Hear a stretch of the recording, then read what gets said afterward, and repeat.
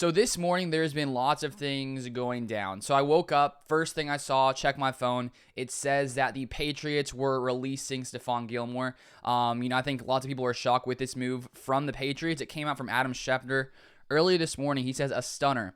Patriots are releasing four-time Pro Bowl cornerback Stephon Gilmore, who was eligible to come off the physically unable to perform list after week 6, source tells ESPN. And if you guys have yet to subscribe, you want to see more Packers content, make sure you guys subscribe to the channel down below. So with Stephon Gilmore being, one of the better cornerbacks in the NFL, spending, the past few seasons on the Patriots, I don't think many people expected him to no longer be on the Patriots. So now, of course, with him not being on the Patriots, there's tons of teams around the NFL who reportedly are interested in coming in and signing Stephon Gilmore, which makes lots of sense. So it came out that the Packers are actually one of those teams that are expected to show interest.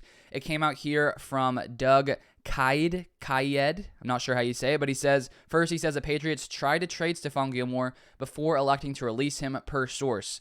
And then he says the Green Bay Packers are one team expected to show interest now that all-pro cornerback Stephon Gilmore is available. So I think there is lots of reasons why this makes sense. Before I even saw this tweet that said that the Packers are actually expected to show interest, I was thinking the Packers should come in here and try to sign Stephon Gilmore. Just because with our injury situation right now, we don't know how long Jair Alexander is going to be out. And obviously with him being the best player on the Packers defense and with him being one of the best cornerbacks in the NFL, depending on how long Jair Alexander is out, we're going to need to find some way to fill that hole because right now, without Jair, we have Eric Stokes, Kevin King, Isaac Yiadom.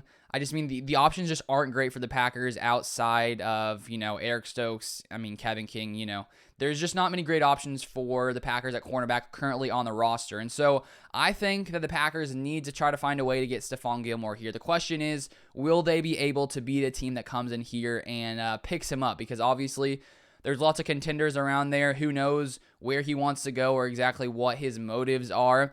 I did find another tweet sort of talking about what he may be looking for from Josina Anderson here. It says, my understanding is that SFA cornerback Stephon Gilmore, who is set to earn $7 million in base salary this season, is looking to earn at least $15 million a year on the open market now. There are several teams that can look to bolster their secondary with attrition already kicking in by week 5. So if he is really looking to make $15 million a year, it could be tough for the Packers because currently the Packers only have around $7 million in cap space. But with that whole cap situation, people can always finagle things, make signing bonuses, do all these kinds of crazy things. So even though that could be what he's looking for, maybe there is potentially a way if the Packers can, move some things around to potentially come in here and sign Stephon Gilmore. I found one other interesting thing from an NFL insider, sort of his take on what could happen with Stephon Gilmore. So I think it was here from The Athletic. They had this from Jeff Howe, NFL National Insider. He says Gilmore's range of suitors will be dependent upon his contractual desires.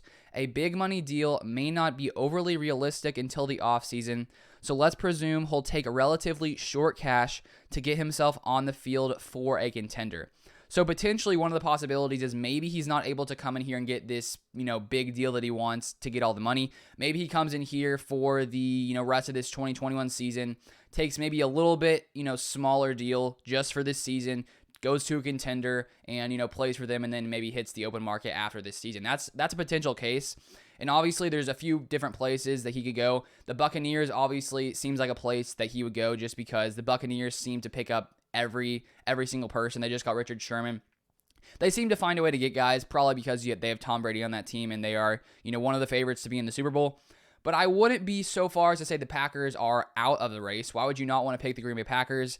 There's definitely a need there as well for Green Bay. And so it makes sense that the Packers are one of the teams expected to come in here and make a move. So I'm hoping that the Packers can find a way to have the money first off to get Stephon Gilmore here and then, be able to convince Stephon Gilmore to come to Green Bay.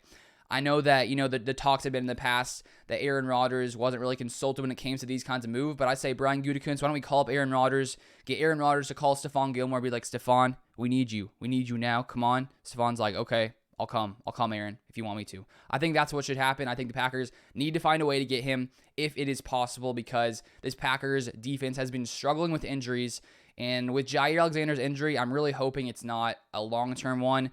But we haven't seen it yet, and they haven't come out and said what the issue is. They said they were getting some other opinions. So hopefully it's not going to be a long term, but we don't know. And so I think we need to come in here and secure Stephon Gilmore if at all possible. That's it for this video. Subscribe if you guys want to see more Packers content. Drop a like on the video. But thank you guys so much for watching. See you guys next time.